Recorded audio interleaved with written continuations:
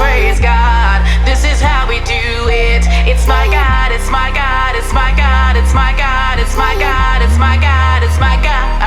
Tell them who you are if you're living in the movement. You wanna praise God. This is how we do it. It's my God, it's my God, it's my God. So I'm gonna mix me up a little bit of hot mud. What I mean by that is it's gonna be a little bit thicker than normal. I just need a little bit. Probably do just a little bit more. Just a little bit. So we're gonna mix this up a little bit. This is what I really love about this mud is that the apartment's already turned. It's ready to go. But because that towel bar is all messed up, everything's painted. I just need to be able to finish it up today. So if I do it with this mud, it'll dry in just a couple hours.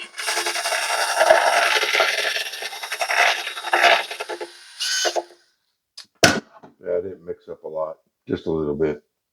But we'll go in here and float this out real quick and go on from there. So I had to move the towel bar up. So this is why I really love working with this stuff is because it's going to dry really quick. And then I'll be able to real lightly sand it and the spot of paint on it. I'm just going to put a little bit on there. And we put just a little bit of tape on there. And that's why I love this tape too, because it's so thin. I don't have to build out a lot. Okay, that's it. Little bitty pieces of this tape. Now, if you use the mesh tape, which most guys do, the problem with that is you got to keep floating it out to make it disappear. Because otherwise you're going to have all that mesh in the way. What I'm doing is I'm letting it build up on top of the tape and then float it out on the edges. Right there, I'm going to leave that alone. I keep messing with it. So this is a real thin spot. You always want to taper it out. You taper out the edges because you don't want to hit just the spot. Otherwise, you want to always taper them out, taper it out. See, a little bitty spot became a big spot. You know what I'm saying? This way, when I come to sand, it'd be a real light sand, just right up here. Throw a couple coats of paint on it real quick, and it'd be done. So that's how we fix that. Now, like I said, in a couple hours, I've got other things to do. So in a couple hours, I can come back by the end of the day, sand it down, hit the paint, no big deal, and we're done.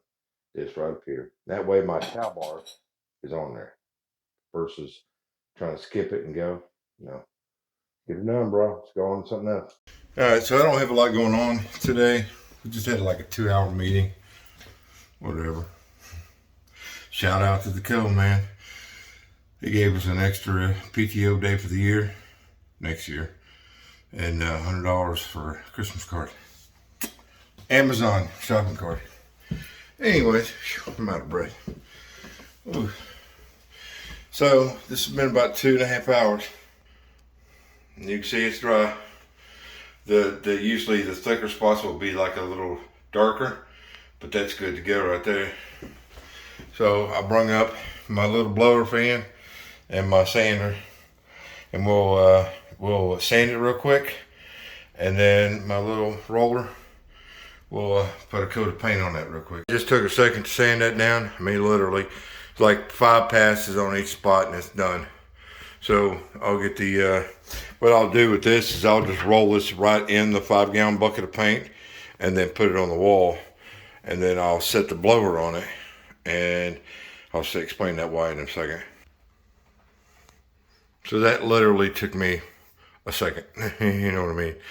I didn't just spot that, and I use a roller, a thick nap.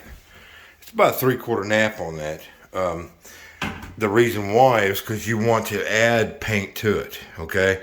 Because if you come in here and just take a paintbrush and mop paint on there, yeah, it's going to blend in. But the problem is you're going to have slick spots on your wall. See how this wall's got a texture to it? Well, that's from years of multiple layers of paint on there. So if you see, you can just barely see how the paint's got texture to it. And that's what you want to do. And that's why I always use a thick nap roller, because it'll put paint on there, okay? Now that's just a real quick. So what I'm gonna do now is I'm gonna throw my blower on it just for a couple minutes, and I'm gonna walk over to the next building and get one blind slat out of the storage bin, and come back, and I'll be able to, it'll be dry enough, it'll be tacky enough that the second layer is gonna go on top of it. And we are done. I'll be back. Swear to you, man, it's only been about 3 to 5 minutes. With that fan blowing on that, it dried it enough that you damn near can't even, I mean, it blended right in. So what I'm gonna do now, so I'll go ahead and I'm gonna roll another coat on there. And just so you know, this is how I do it. So my little bucket, there's barely any paint in there. So I just dance on the top of the paint. I don't submerge it, I just dance on it. See how wet that is? I spin it. And that got all my excess off of it. So now I'm not gonna drip all over the freaking floor, right? Now I come in here, and I'm not putting hardly any pressure on this roller. And that's causing it not to smear, but to leave a texture. And that's what you wanna do. That's the trick to it, is to get that texture on there. Build it up. So, just like so, bro. So you can see the texture in the paint. That's how we do what we do, man. You got to get the texture on there, man. Or skip my guy from, what's his name? Oh my gosh, I forgot his name. Anyway, he's out of Arizona, maintenance guy. I should get him to teach me Spanish. Anyways, or I could call Dave. Dave out of Denver. Hey, man. Hey, Mike. Is this how we do the thing? Anyways, I'm just messing, man. We'll see you guys in a bit. Just let me clean this up. Where'd it go, man? See what I'm saying? And look at the texture. See, it's almost gonna be just right up here. It's still got to cure up overnight and dry. But that's how we do it, man. Gotta do the right way, bro, and go home. So I'm just messing around. I love my guys. I love the dudes. Dave, Denver Dave. He's gonna hate me. He's gonna hate me, man. He's gonna start commenting on my videos and say, man, whatever. He's gonna pick at me next. Anyways, the guy's good. If you guys want to see somebody doing every day freaking the same freaking work orders, Maintenance Pro, YouTube, Maintenance Pro. Super smart guy. Guy's just brilliant. I don't do wash and dry, but that freaking guy, man, he'd tear a dryer apart and he's like me with drywall. Done. He's good, man. I give him that. And then we got man, I wish I knew the guy's names. I might have to look it up now because it's bothering me. But then we got the guy out of Arizona. He hasn't done too many videos lately. He's been doing some shorts. But he's taking care of a whole bunch of stuff by himself. He was a contractor at one point in time. He's a good guy. Does a lot of, he's working on a lot of gas rooftop units for apartments. Anyways, and then we got, oh my gosh, I forget his name too. He's out of Georgia/Florida, and he's got a big channel, but he stopped making videos. He started doing, like maintenance tips and tricks, stuff like that. Forget his name. I'm gonna have to look it up. I'm gonna look it up and add it at the end of the video. Anyways, I'm subscribed to those guys, just like you guys are subscribed to me. And you probably got him too, because I'm sure you watch his video and my video pops up on the right. You know what I'm saying? But so we all do different things. We're all, which is freaking awesome. And then we got old boy from Newark on the East Coast. He does hotel maintenance. That guy's he does the same crap every day. I would lose my mind. I'm always getting into dumb stuff, you know. And that's why I like about this channel is that each one of these channels, there's only like 3 or 4 of us. Each one of us do something different, but we're all doing the same thing to help teach the younger guys, you guys watching video, to teach you guys how to do this stuff. My whole point in starting this channel was, you know, I got nobody to teach this to, man. And I'm getting older. If something happens to me, man, all this knowledge, gone. 32 years in this field, man. I knew stuff that just freaking blow your mind. I mean, I'm just, by the grace of God, man, I'm not bragging or boasting about my own abilities. I'm just letting you know. I'm doing this channel to give this stuff away to you guys. So it'll help you guys out. Like with plumbing. You know, I bought the tool, the ProPress tool, to teach you guys, hey man, there's an easier way of doing this. Don't use shark bites. I hate shark bites because shark bites don't hold the line. Yeah, they'll connect. So will freaking enough duct tape. You know what I'm saying? Yeah, shark bites have got their place. But ProPress is a step above soldering. Because soldering, you got all these rules and regulations you got to go by when it comes to soldering. Anyways, let me get off my subject here. I'm on my box. The whole point in this channel, you know, is to help you guys learn this stuff, man. Let me show you how to do something smarter. If you got something that irritates the crap out of you, like I just had a guy today post a comment on one of my videos, and he said that he's leaving a property that it's got 13-year-old CPVC, and where he's going is all copper. 13 years old, man, is not old. You come work with me, man, I'll show you some old stuff. But anyways, I feel him. And I told him, I mentioned it in the comment, I even told him, you know, yeah, now you've got away from that CPVC, now you're going to copper. Now you're going to get schooled on copper. Because that's how we roll, man. You may hate that shit, but just because you went to copper, copper's worse, bro. Especially if you ain't got the ProPress tool. Now, the one I got it's a hydraulic. You know, I'm not spending $2,100 for a freaking hit a button. That ain't happening. As much as I do copper, I replace the water heater. You got 2 fittings, done. I'm not spending. That's just stupid. I'm not spending that kind of money on a tool for once a month. Or no, I haven't done copper fitting in probably 2 months. Water heater.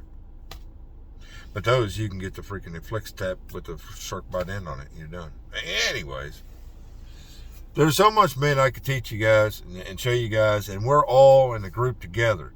Denver, Florida, Arizona, East Coast, and then me. You know, we're all in this together, man. We're not out here trying to become famous and hide a bunch of secrets from you guys. You know what I mean? We're all here to teach each other, help each other learn.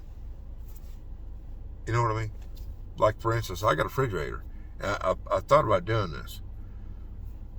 I'm even do it right after taking this video. I have a refrigerator that these tenants bugged out.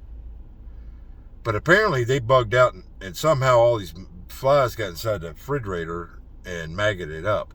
Tore that fridge up, right? Well, the tenant come back and cleaned the shit out. Which that had to be absolutely horrible to clean out, right? Problem is they cleaned it, but they didn't know that there was maggot eggs up inside. Maggots had gotten up inside the control board and all up in the freezer stuff, right? So when I went in there and the refrigerator wasn't working, I popped that off and saw all those maggot eggs in there. It was deplorable. Brand new fridge, man.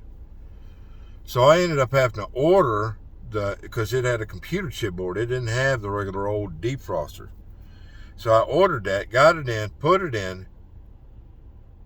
2 days later, the new tenant moved into the apartment, and the refrigerator quit working. She said it wasn't cooling. So I did a swap out, whatever. So I put that refrigerator down in the shop. Well, I plugged it in down there after a day of sitting there, you know. And the refrigerator is running, but it's not cooling. So I thought about doing, a video on that where you guys tell me what's wrong with it. You know what I'm saying? Let's kind of piggyback off each other's thought process to see why the refrigerator is not cooling. Is it low on charge? If that's what you think, I'll put a freaking tap on it and we'll check the charge. I doubt it's low on charge, but you never know. No. So run it through you guys' head. You have a refrigerator that everything's running, well, everything's on, but the refrigerator's not cooling. And I just replaced the computer board on it. It's one of the little bitty ones. It's not the one in the belly. It's inside the refrigerator. You let me know what you think, man. And put it in the comments. We'll go from there, man. Anyways, we're gonna go down to the tent. We're gonna play Indians and Cowboys. That was funny, man. Because I'm Indian. I'm American Indian. Checky. Anyways, let's go down and mess around. So I got thinking about this, man. Wouldn't it be cool to do a live repair? Like, you know what I'm saying? Do a live video, but it's to do repairs on the refrigerator. I'll show you the fridge. So it's a GE. I unplugged it, of course, but everything works. It has the control, but it has the computer chip instead of the old defrost in there. So everything runs, but it won't cool. Here's the model number. You wanna let me see if I can hold still long enough. Just stop it. Look that model number up. Tell me what you think, man. I just thought that'd be cool, man, if we did a live stream where instead of me just sitting here running my freaking mouth, we actually do a repair on a refrigerator. That would be cool. You know? Let me know what you think. Put it in the comments, man. If you guys want to do a live stream on it, we'll do like a Friday night or Saturday night repair. I think that would be cool, bro. I have to get the maintenance guy here so he can read your text while I'm working on it. You know, I think that would be cool. Anyways, let me know what you think. Right now, got to Dakota. So I picked up a piece of that material, that funky board is what I call it. And we got a tile repair we got to do on the other property. We're going to heat this tent up real quick. So I'm inside the tent, aka the garage. It's all bright in here, ain't it? Check this out. I got LEDs all the way around, one up top. Look how bright this is, man. And I bought me a heater for in here because it's like 30 degrees outside. You can see it's windy, blowing it around a little bit. So I got the snow blower. We're gonna see if we can get it working. It got jammed up last year. I hit one of those freaking scratch pads in front of a door and it sucked it up in there and jammed it all up. Thank God it was the last time I had to use it, but it vibrates real bad. So I gotta change that belt because I got another belt for it. And so in order to do that, you gotta take those two bolts out and then the other two on the other side, and then it wobbles out away from it so you can get to the belt. But I'm gonna change the belt out real quick. We'll see if we get that thing running. But I got some string ties to come off of this rod to hang this stuff up so I can primer it out, because just being in the back of the truck, I noticed that it's got a little bit of surface rust right there. So that bare steel being out in moisture is starting to rust up already. So anyways, we're just gonna primer it right now, and then we'll go from there. Well, I was able to get that running. No big deal. Just swapped out the belt on it, engaged it. It took a second to get it running, but I ain't been sitting there for a year. So that's good to go. Man, I can't believe how hot it is in here. I got that thing just barely on. Here, I got the thing cranked all the way down, dude. And I had to take my hoodie off because it's freaking hot in here. Now, the good thing about it is around the edges, I get airflow up through here. So I get a little cold air coming up in there, which keeps me from, passing out. Keep me from passing out. Carbon dioxide poison. Anyways, I think it's pretty freaking bright in here, man. So, well, I get those bumper parts hung up this weekend. Well, tomorrow. Get them cleaned up. Only thing I'm worried about is them getting too cold. Because that metal's pretty freaking cold. So I might have to hang them up so that. What do you think? A little dark on my face, maybe. I don't give a shit. Nick Sammy. It's all matters. You ain't got to see this pretty mug of mine. Anyways, so this is 20. From behind you, it's about another 3 foot. Behind me, it's about another 6 foot. This is 20 foot by 12. So plenty big enough for my truck. I've already had truck in here. I parked in here for a couple of days. Anyways, so we got plenty of room, plenty of light to get started on the truck. I can, I'll put the tie downs coming off. We'll hang all this stuff up. I'm just worried about the weight because the back bumper weighs 68 pounds. The front bumper, it's about the same weight. I think that might be too much weight to be. You know what? I got an idea. My cabinet jacks. I'll put my cabinet jacks up to prop up that's the middle support. That middle support. I'll put my cabinet jacks up. There we go. Now you can see my pretty beautiful mug. Anyways, so I'll put my cabinet jacks up. That will hold that up to keep it from bowing down.